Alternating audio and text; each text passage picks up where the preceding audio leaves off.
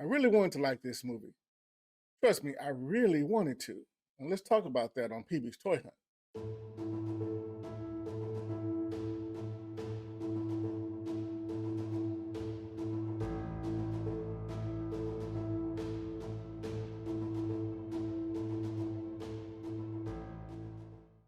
Welcome to PB's Toy Hunt. Again, I am PB.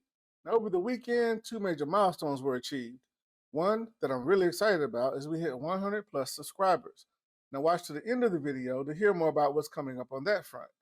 Two, the Marvels debut with the lowest box office ever for an MCU film.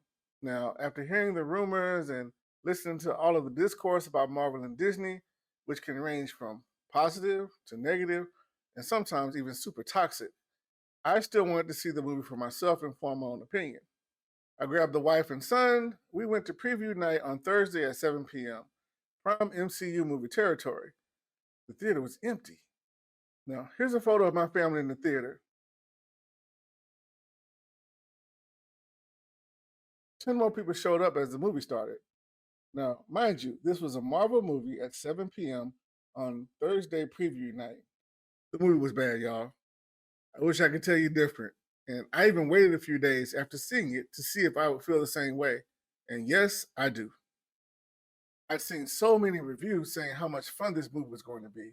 No, it was not fun, and no, it was not hilarious, and no, it was not better than most of the MCU films that came before it. Again, I really wanted to like this movie, but Marvel just would not let me. There was so much wrong with almost everything on screen. I will admit there were a few moments that made me chuckle a bit. However, most of my laughter was not because of the comedy. I was laughing because I could not believe that this is what the MCU had become. Now, what was wrong with the movie, you ask? I'll enlighten you. First and foremost, when does this movie happen? MCU continuity is all over the place. Due to delays, reshoots, dates being pushed back, we now have no idea when some of these events are taking place. Is this before or after Secret Invasion? I just watched Secret Invasion a few months ago. Nick Fury stopped the Skrull invasion pretty much by himself and created a super Skrull with the powers of every Avenger, including Captain Marvel. He was looking old, slow, and a shell of his former self. How did he recover so quickly? Now, how did Darben get Ronan the Accuser's universal weapon? Is that an Infinity Stone inside? Wasn't that stone destroyed in Endgame? Now, if not, why is it emitting the exact same glow? An MCU fan who's been following this universe needs those things explained. This movie was like a cartoon. They attempted to raise the stakes for the MCU, but the delivery fell completely flat. It never felt like any of the characters were in danger. Again, it seemed as if they were going for more of a comedic tone and not in a Guardians of the Galaxy way. Things happen because the plot needed it to happen. So we switch when we use our powers or when two use powers at the same time. Who knows? Maybe there was something on the editing room floor that clears up why this rule seemed to apply only when it suited the plot device of repeatedly putting Miss Marvel in a dangerous situation. She had the MacGuffin, so she was the one who had to be in more danger than the rest. However, any danger she faced was always superficial. She even actually saved herself once, Black Girl magic notwithstanding. Even the attempted rescue at the end felt empty and hollow. We all knew how it was going to end because it was telegraphed from the beginning. Now, a few general notes about the characters. There was zero emotional connection between these characters or us and the characters. They saw hundreds of Skrulls die and went on with life. Monica and Captain Marvel's big emotional moment was devoid of actual emotion. My wife said they seemed more like college roommates that didn't get along running into each other at the reunion. They didn't come across as the family Marvel keeps telling us they are. Everything about all these characters has been explained rather than shown, and there are some who get upset that the majority of MCU fans aren't buying it. Now let's talk about some of the characters in some detail. For all of them, there was very little character development. Every character seemed one-dimensional. So let's start at the top. Captain Marvel. She seemed like she was going through the motions. Now, we all know Brie Larson is completely overplaying Captain Marvel. True, she's caught a lot of grief since she's been in the MCU, and not all of it has been warranted. However, she has not done much, if anything, to try to relate to the fans at all. The status of Captain Marvel in the MCU was forced upon us if you think about it. When she was introduced, we were told she was the most powerful Avenger. She never earned it. We were told she would be the face of the Avengers after Endgame. She never earned it. We never had time to grow up with this character like the others we've come to know and love in the previous 10 years before her arrival. Captain Marvel has not earned the love from the fans. The first movie didn't make $1 billion because we were excited about Captain Marvel. It made $1 billion because it was the last chapter of the Infinity Saga before Endgame. Because we've never connected with this overpowered character with zero weaknesses, she's not able to be related to by the general MCU audience. This film does not do anything to change the narrative. She seems disconnected, and we remain disconnected from her. Now, Monica Rambeau, this character was not given much to work with, and they almost turned her into the sarcastic black sidekick character with a bunch of catchphrases. Her powers are never clearly defined. And what do you mean she's never flown? So you're telling me she's been working directly with Nick Fury, the ultimate spy who kept files on everybody, and she's never tested the limits of her powers?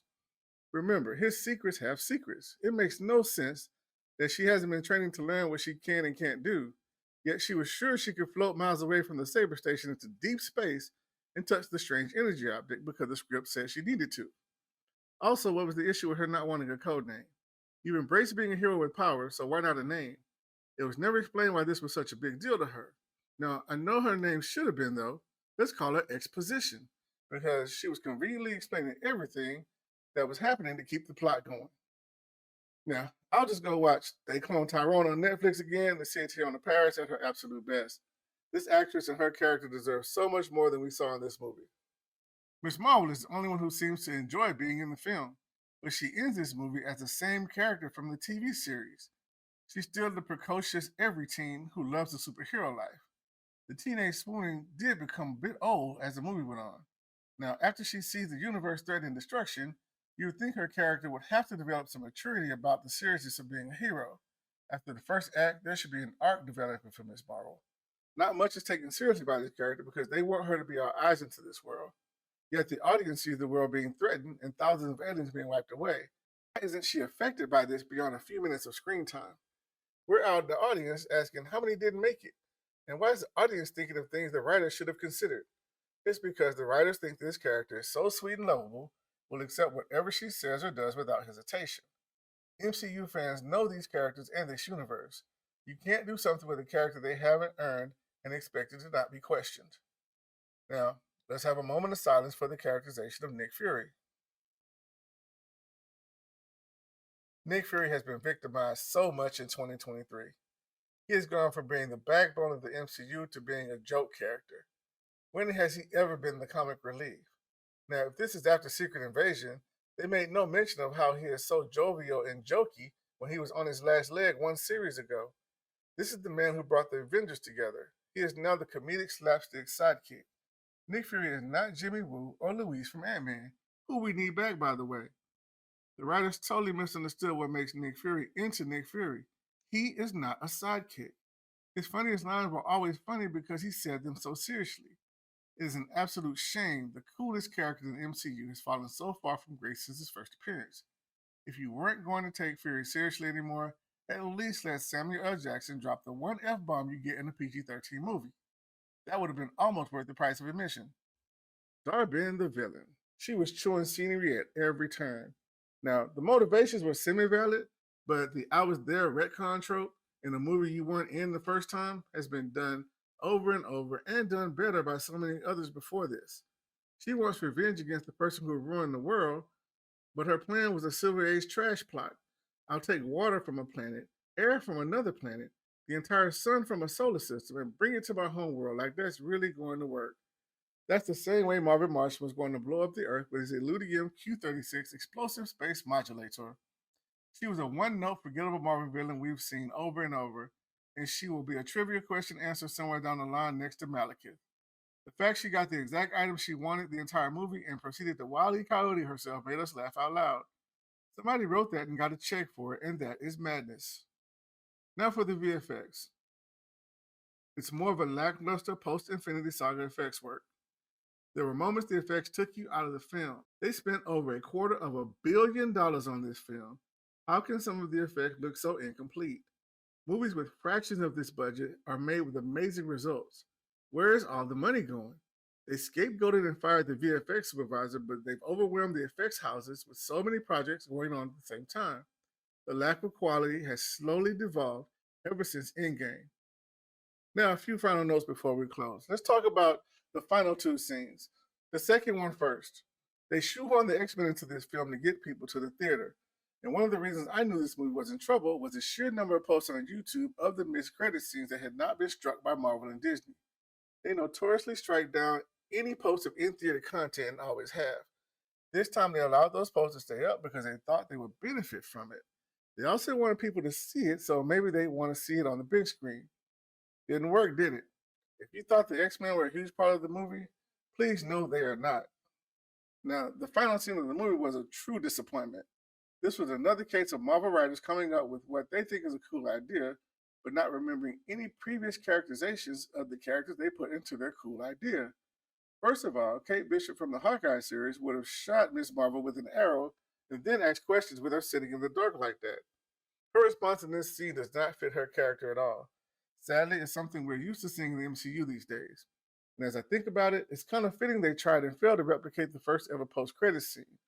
Iron Man and the Avenger Initiative signaled the beginning of an amazing decade of Marvel entertainment. The Marvel scene with Miss Marvel and Kate Bishop is making us finally accept the golden age of Marvel is really over. I've always rated MCU films by their rewatch factor. I'll never get enough of Winter Soldier, Civil War, or Endgame. I intentionally seek to watch them over and over. Those are what I call infinity watch level. Ragnarok, Guardians type movies are will watch level.